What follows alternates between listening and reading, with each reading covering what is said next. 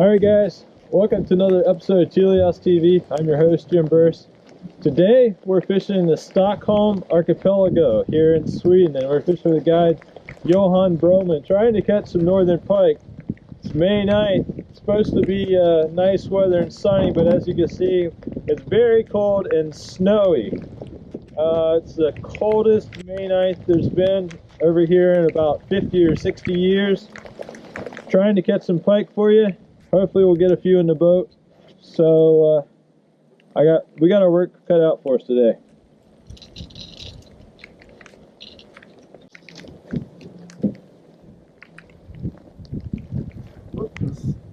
They didn't say anything about this in the weather report.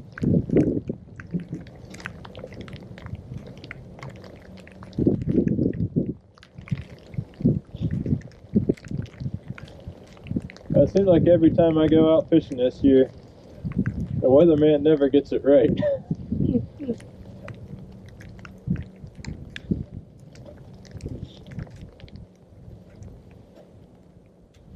Okay, let's do like this. Let's move, because this weather will stay here, but in my home bay it might be a little bit better, and it's just 7 minutes away.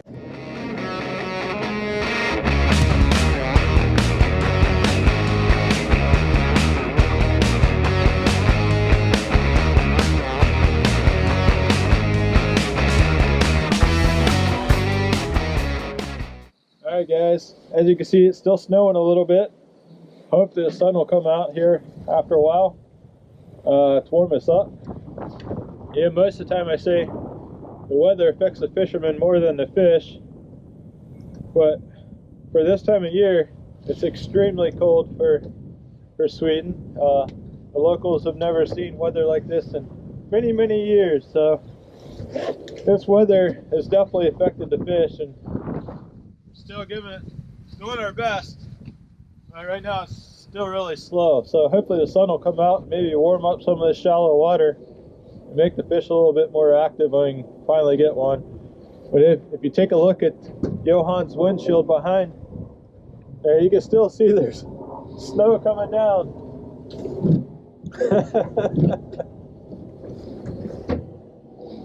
If we can't catch a fish, we'll make a snowman.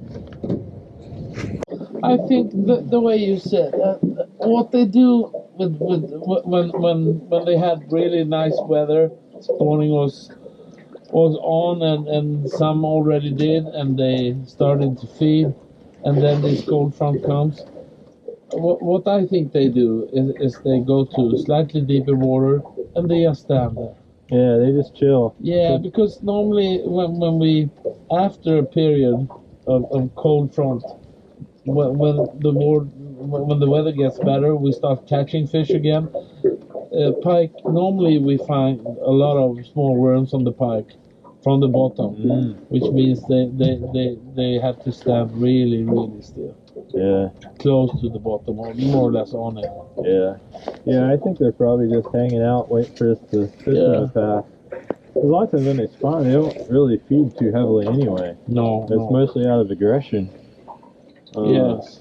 So, that fact, and then moving out in the deep water, they're probably not too worried about feeding right now. No. Would be my guess. So, sadly, because it's great fun when they strike.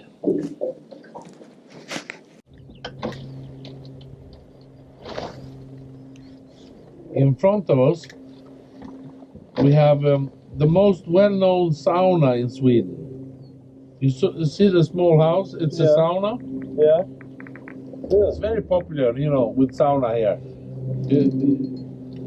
Make it really warm, and then you have a bath, a swim in the cold water, and you do it with friends, drinking beer and stuff like that.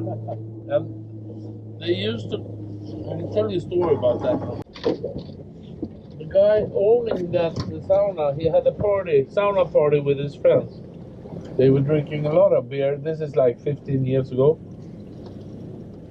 And then suddenly the sauna is made so you can put a small outboard engine on it. So So one of the guys suddenly thought, let's do something. They were really drunk. Let's go downtown. So they thought it was a great idea. So they put the outboard on it, and they packed it full with beer, and then they went downtown slowly. So when they reached Stockholm City a few hours later, they were really, really drunk, all of them. Going in a circle outside the castle. The cops finally saw what is this, so they took them, and they went to court later on, but they were freed. They were not convicted because no one could say this was a ship. So it was allowed. And the years after, the following years, there were so many saunas like that sold in Sweden because you could drink and drive them. It was like a great success. Nowadays it's forbidden. They made a new law, so you cannot drink and drive a sauna. That's funny. Yeah.